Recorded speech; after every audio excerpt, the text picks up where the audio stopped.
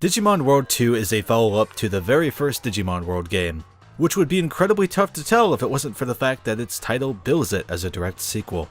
The game was released in July 2000 for Japan, and nearly a year later in North America on May 19, 2001. Europe just straight up never got this game. Which is weird since according to a GameSpot article, Digimon World 2 was announced alongside the first game in 1997. So there should have been some pretty long-standing plans to bring it over. Anyway, that's enough rambling. Digimon World 2 ditches the virtual pet city rallying focus of the first game in favor of being something entirely different, a dungeon crawling RPG. Digimon are no longer cared for, they simply gain experience in battles, and instead of traveling through a quirky, varied world, you are instead trawling through rather uninteresting, basic environments. The game opens with you, a so-called Digimon tamer, about to complete their training. Your instructor, Zudokorn, accompanies you into the game's first dungeon and teaches you a few of the basics of how the game will play out.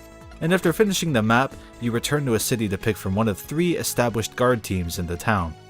This is basically a way of picking from which of 3 kinds of Digimon you can befriend early in the game: Vaccine, Data, or Virus, since each of the 3 teams focuses on only one kind each, and you can only recruit from the kind your guard team aligned with. Until later in the game when you can buy items to get any Digimon you want, basically.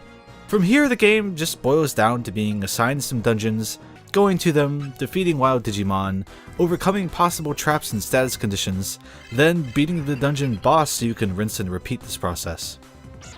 There's also some incredibly light town navigation, where sometimes you'll need to find specific NPCs to get certain items or to advance certain plot lines or mission progressions. The plot is nothing to write home about, however. At least the localization is mostly competent, if still awkward at times. So let's get into it. Instead of you as a human exploring these dungeons, you get into a tank called a Digibeetle.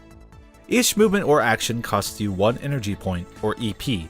If you run out while in a dungeon, you get warped back to the city and have to pay a fee.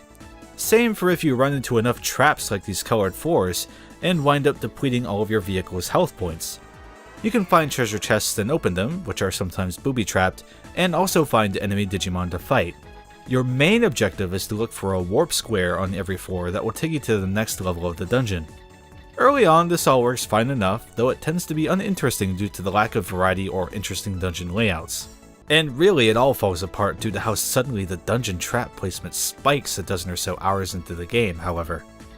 Your Digibeetle has limited inventory space, with a few upgrades available throughout the game to add more storage in. You'll need items to restore your vehicle's health, energy points, to remove quote bugs from it, which are a kind of trap, items to restore your Digimon's hit points, items to restore your Digimon's magic points, items to remove one kind of obstacle in the dungeon, and items that remove another form of obstacle. The reality is you won't get to carry an efficient number of these at once, so for a long time in the game you can't go into a dungeon well prepared. You have to sacrifice useful items to make way for items you'll definitely need, as some dungeons sprinkle traps that block progression unless you can undo them and move past them. However, you can only learn of these spots by just blindly going into the dungeon and finding out for yourself, which can lead to a lot of backtracking and repeating progress if you happen to get progression blocked in this way. Digimon World 2 is already a game with a slow, plodding pace, and this has the potential to actively bring things to a screeching halt at times. These progression blocks really wouldn't be an issue if you could always keep an effective arsenal of items at all times, but goodness help you if you don't bring a certain kind of trap disposal into a dungeon, or God forbid you bring that kind, but bring one less than you needed and wind up stuck. Oh, and there are different colors of traps, which require different levels of disposal items, so there's a good chance your currency winds up pretty drained at times too, requiring even more grinding to get more money. So let's get to the actual Digimon systems. Instead of the first game's quirky stat management, Digimon World 2 keeps it fairly simple with a more traditional JRPG setup. You find enemies, you beat them, you get experience, and when you have enough, you level up. Digimon can still digivolve at levels 11, 21, and 31, and anything before the rookie level has been gutted, which oddly robs Digimon a bit of its weird flavor. But there's another mechanic here that, on one hand, seems to encourage a bunch of experimenting with the game's creatures, but on the other hand, seems like another pretty obvious ploy to pad the game length out. Digimon have a stat called DP. This stat increases by 1 point for every time you DNA Digivolve, which essentially combines 2 monsters and leaves you with 1. At different tiers of DP, a Digimon can head down another branch of Digivolution, opening up new team possibilities, which is kind of interesting. Unfortunately, DP also determines a Digimon's max level, and once a Digimon maxes out, it has to DNA Digivolve with another and start from the lowest level of that Digimon's form. A rookie starts at level 1, a champion at level 11, and so on. This effectively means that you are constantly having to bring new Digimon into your party, raise them, max out their level, then combine them with the Digimon you've had around for a while to try and build them back up and keep raising their level cap. This can be incredulously grindy. Digimon games have a bit of a reputation for being very grindy, and that absolutely has its origins here. It's just another layer of tedium in a game that's trying so hard to be decent, but keeps getting clawed back into a pit of poor game design choices with no light in sight. Coupling that with how long battles can take to load and play out, and how the frame rate in battles slows down more and more for each Digimon in a fight, up to a maximum of 6, and how slow movement speed is in cities and dungeons, and hopefully you can start to see why I call Digimon World 2 a slow game. I played for 20 hours and I was fighting to keep interest. Part of that might be I played this game a ton as a kid and I was going through the motions, but I think that's probably a very small part of it, since I had ambitions to get certain Digimon, to see certain dungeons, those kind of things. But ultimately I threw in the towel.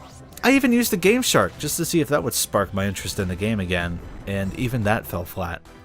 One nice thing I'll give the battle system is, it's nice to feel more in control of your Digimon. That's handy. Overall, Digimon World 2 is a game that was much easier for me to slog through when I was young with less responsibilities. Nowadays, sinking 20 hours into it only to be consistently hitting arbitrary grinding blocks is rather tiring. As much as I want to like the concept of a Digimon dungeon crawler with a leveling system that encourages trying out new combat partners and strategies, it's just hard to do so when the execution is like this. Next time I want to give this game another go, I think I'll do it in an emulator where I can speed up the gameplay to see if that alleviates any issues. But for now, I'm done with Digimon World 2. This is where I would have loved to tell you Digimon World 3 is next, but my copy of the game is apparently so scratched that it made my game freeze in a very early area, so I'm going to have to postpone that review indefinitely. So as for what's next, I suppose we'll just have to see.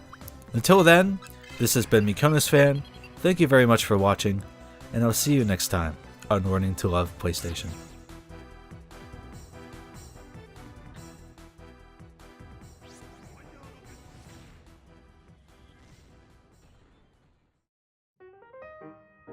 This video was generously supported by the following Patreon producers. Thank you.